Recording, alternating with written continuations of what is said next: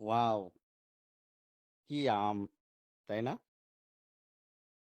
সবার লোভ হচ্ছে।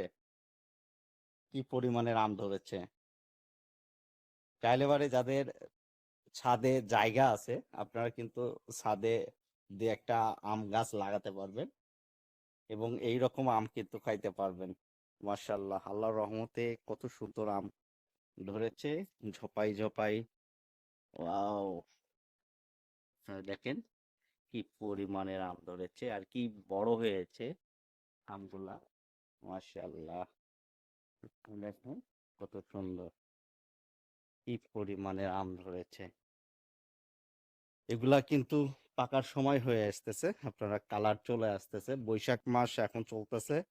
বৈশাখ মাসের শেষে জ্যৈষ্ঠ মাসের ১ম সপ্তাহে কিন্তু এই আমগুলা পেকে যাবে।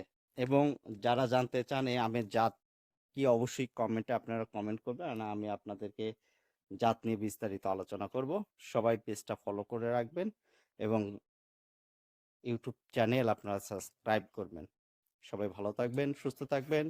সবাইকে অসংখ্য ধন্যবাদ। আল্লাহ হাফেজ।